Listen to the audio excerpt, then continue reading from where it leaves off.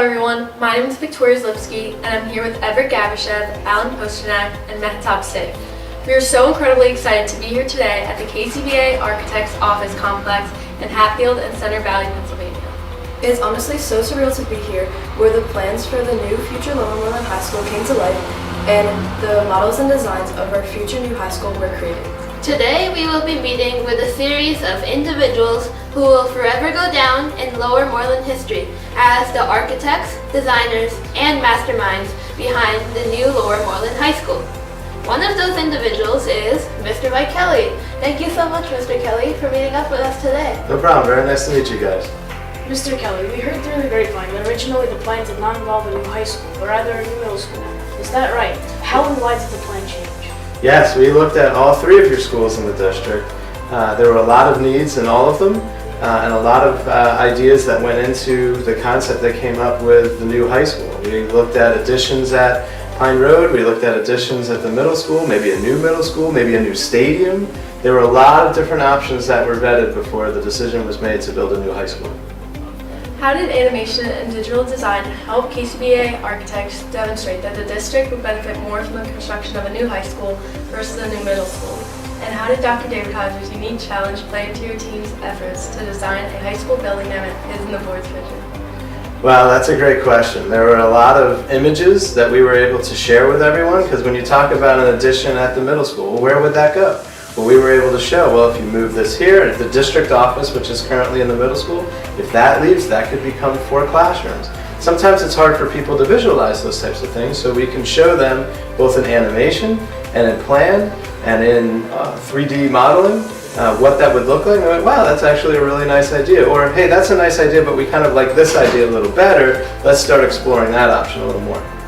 So this really was a multi-layer, multi-level collaborative effort? Yes, there was months involved of the studying of existing conditions, the studying of educational needs and things that your teachers and your district administrators wanted to incorporate educationally in all of those buildings, studying all of those options, vetting them to teachers, vetting them to students, and finally arriving at the conclusion that a new high school was the best and most cost-effective solution.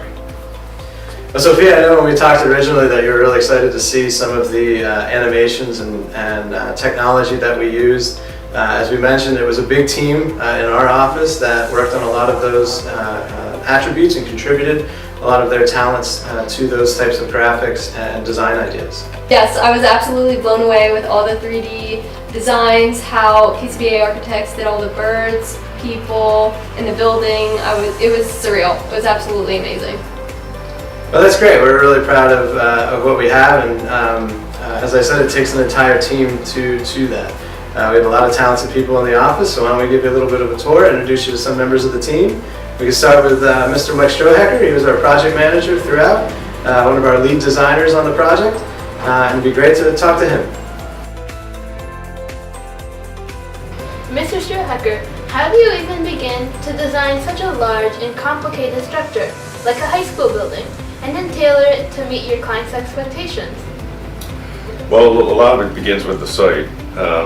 As you know, your existing high school is built on the top of a hill. So in analyzing the site, there's a huge slope. So that really dictated a lot of the design of the school.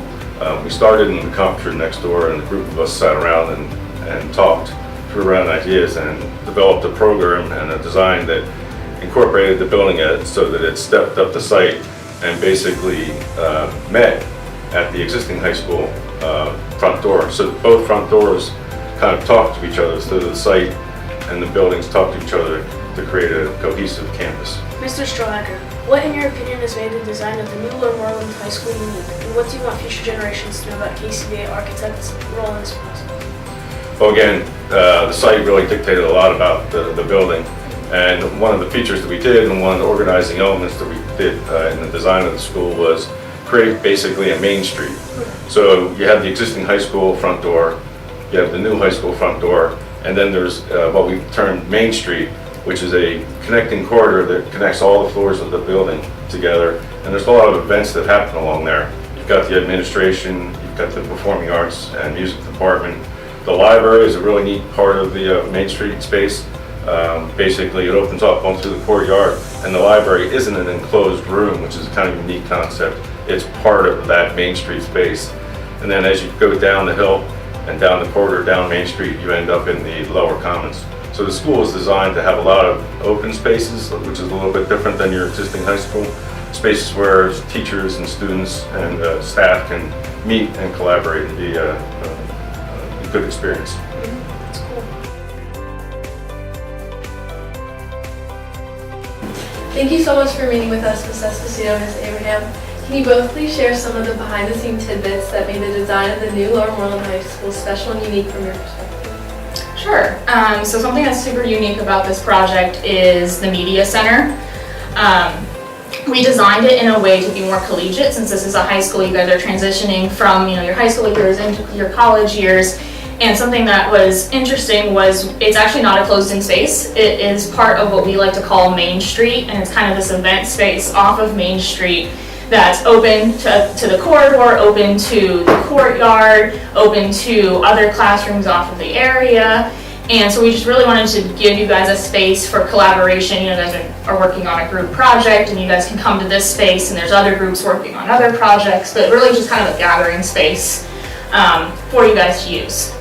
Another interesting space is the theater. It's actually a black box theater, so it's meant for small performances. The existing high school already has an auditorium, so this is kind of adjacent to it, and there is a courtyard between, and 3 sets of double doors that can open to the courtyard, so you can have indoor and outdoor event spaces. School board meetings can happen in there, small performances, science fairs, things like that. Wow, thank you. If there were a story or a fun fact that you want future generations to know about, what would it be? So we started this project in January of 2020, and something that's really important to the district and also us was this collaboration between the administration, the teachers, the students, and us as the design team.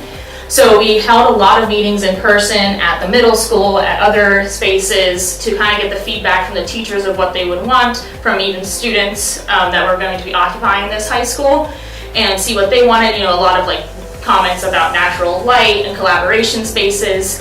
And then March of 2020, the COVID pandemic hit, so we had to find a new way to communicate what we wanted to show you guys through, a tiny screen and meeting virtually instead of in person. And because all the meetings were virtual, it was really important for us to convey to the school district what the building was going to look like.